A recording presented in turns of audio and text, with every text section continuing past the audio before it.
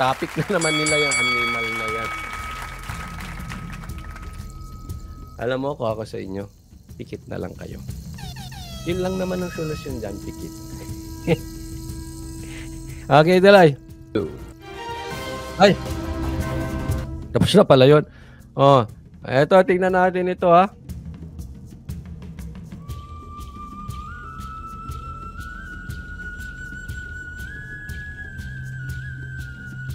Una, bakit mo sasaklawin ang isang mamamayan na ipagtanggol ang nakikita niya ng kawalan ng katarungan? Sinasabi mo, cuddler ng, para bang hinusgahan mo na talaga. Ito ang naging tugon ni dating Chief Presidential Legal Counsel, Attorney Salvador Panelo, sa naging pagpuna ng makakaliwang mamabatas. Ayusin mo nga yung buhok mo, Franz Castro. Hindi ko pa pine-personal. Di pa na namin personal si Consolia. Hindi kasi ano naman eh. Ha? Para ka lang ano eh. Para kasing recruiter. Para ka kasing recruiter ng vlogger eh. Hindi, ibang recruiter to. Recruiter ng vlogger. Hindi.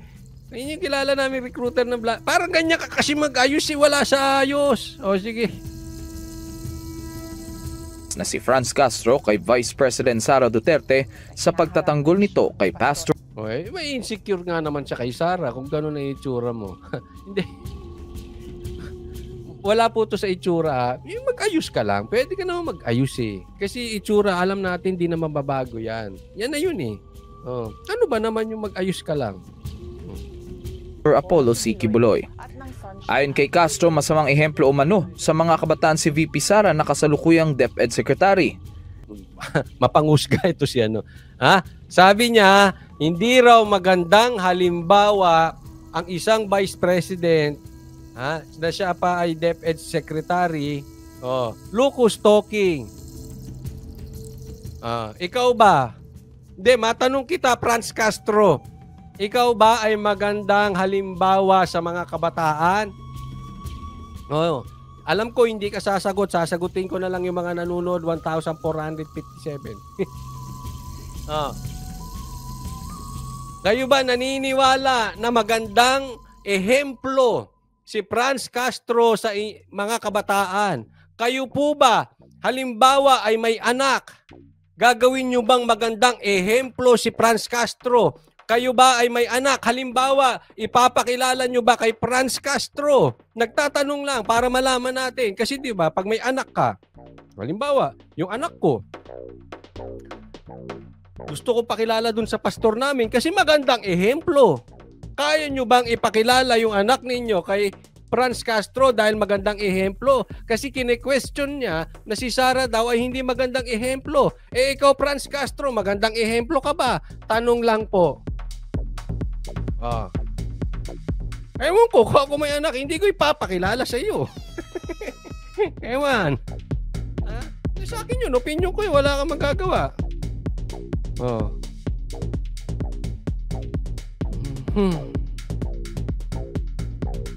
Kamakailan kasi nagpaabot ng suporta si VP Sara na mabigyan ng tamang pagtrato sa batas ang butihing pastor mula sa issue. Kasi sumuporta si VP Sara kay Pastor Kibuloy doon sa issue na binabato kay pastor.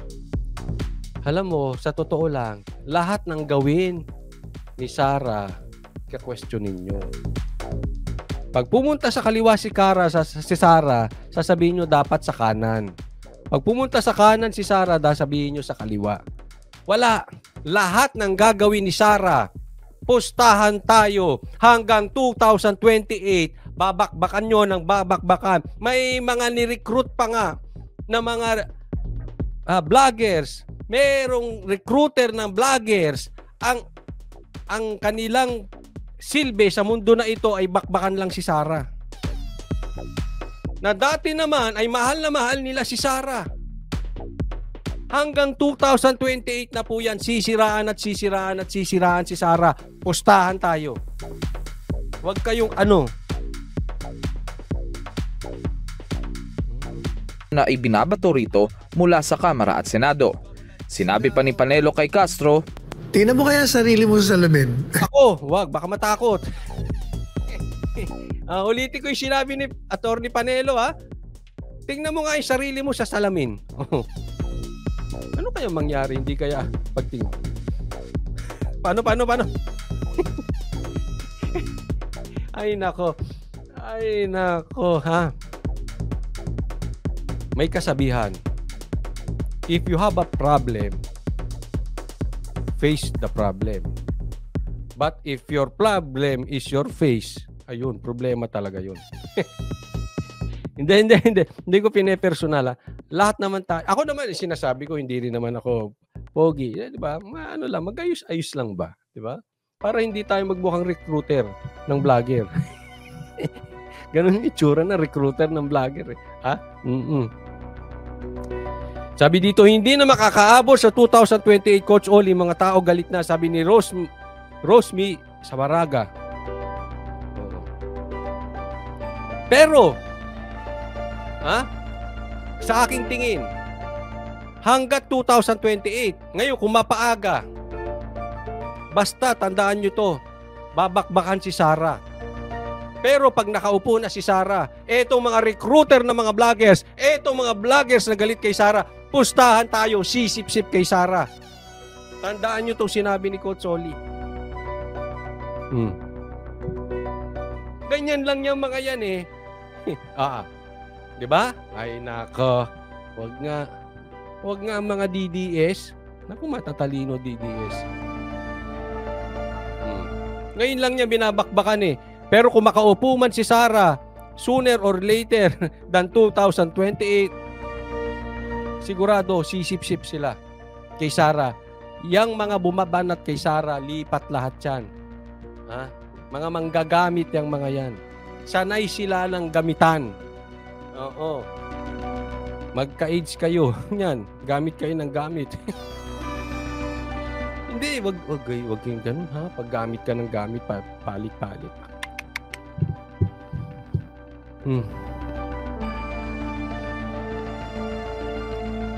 Kawawa naman eh.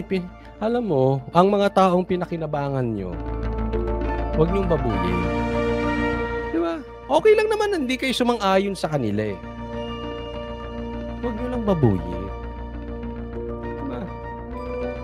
Pinakinabangan niyo si Sara. Ano sasagot niyo lang? Bakit pinakinabangan din nila ako? Wow, ang laki niyong vlogger, ha? Ang dami niyong narating na vlogger, ha? Ang dami niyong views. Para magsalita kayo ng ganun.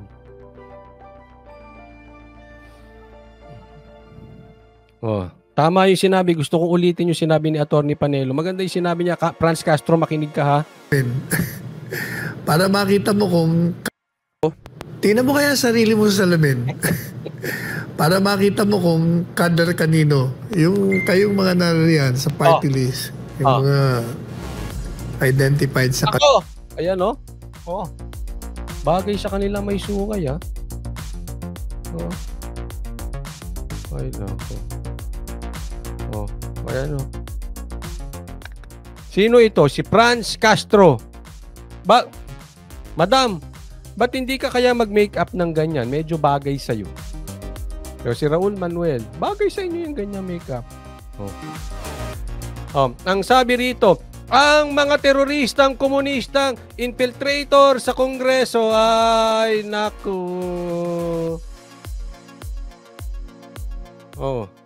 Tapos, hindi magandang ehemplo si BP Sara, grabe naman kayo. Kayo nga yung ano sabi dito, terorista raw kayo. Komunista, hindi ako nagsabi niyan, ha? SMNI yan, sisihin nyo SMNI. Pinaparot ko lang, sinasabi ng kung ano sasabihin ng SMNI, sasabihin ko. Para mas maraming makaalam. Pero hindi sa akin galing. Ano? Kayo ba? Magandang ehemplo. Ikaw ba, Raul Manuel? Huwag kasi kayo magsasalita. Alam mo, hindi naman sa nagmamalinis tayo, no? Pero huwag kayo magsasalita na magandang ehemplo. Diba? Huwag yun. Sabi ko nga, pwede nyo silipin lahat sa mga Duterte. Huwag lang yung 4 na binanggit ko. At huwag kang magbabanggit ng ehemplo. Kasi hindi ka rin magandang ehemplo. Iba na lang. Karapatan nyo kung gusto nyo silipan ng Duterte. Nasa sa inyo yan. Kung yan ba sa tingin nyo, kaya kayo binoto ng tao at ginagastosan ng sahod ninyo dahil para lang kalaban ng Duterte, bahala kayo sa buhay ninyo. As far as I'm concerned, hindi yun ang trabaho ninyo. Ang trabaho nyo, gumawa ng batas. Kaya anong ginagawa ninyo? Anong ginagawa nyo? Puro kayo Duterte, Duterte, Duterte. Puro kayo kibuloy, kibuloy, kibuloy.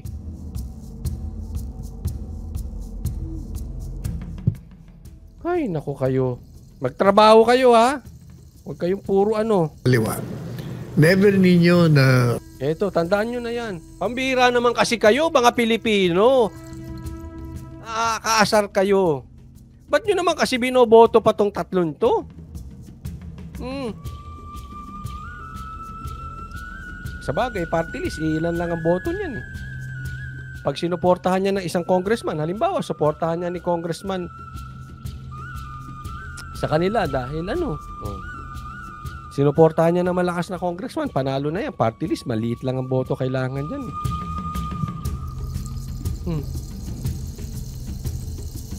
Pero tandaan nyo na mga Pilipino, ewan ko pa naman sa inyo pag hindi pa kayo madala-dala.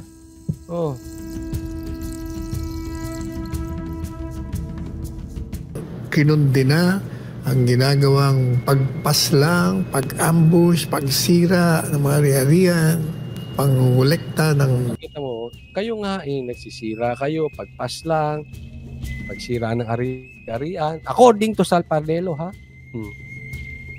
Tapos makasilip kayo kay Sara, umattend lang ng rally. Ang linis nyo, Teng! Ang linis nyo! Promise!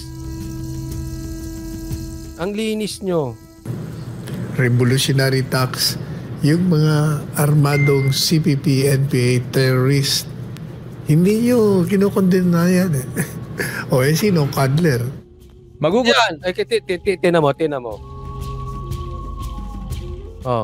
Meron ka nga daw, sabi nila ha, recruiter ka raw ng mga bata, di umano. Umattend lang ng rally si BP Sara.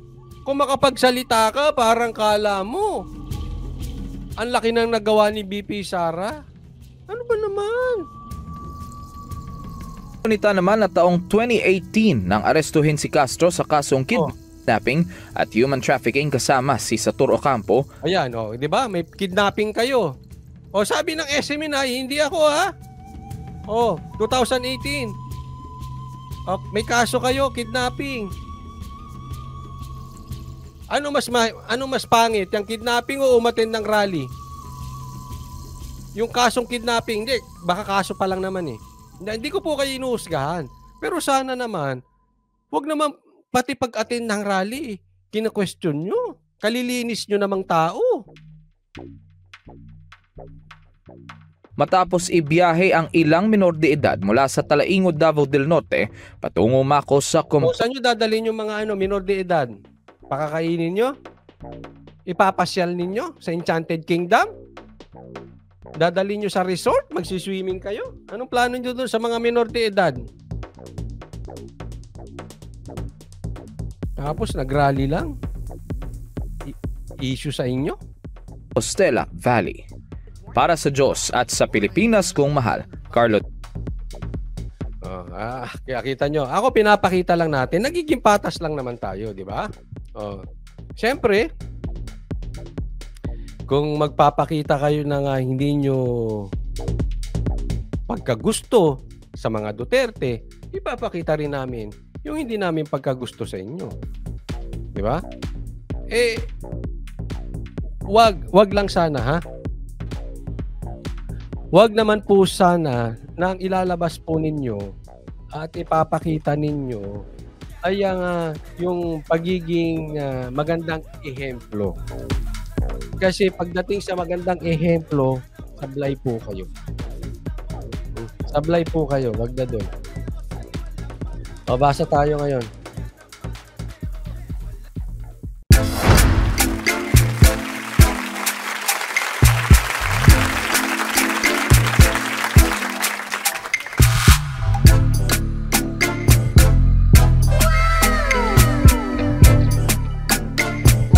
performance will start momentarily.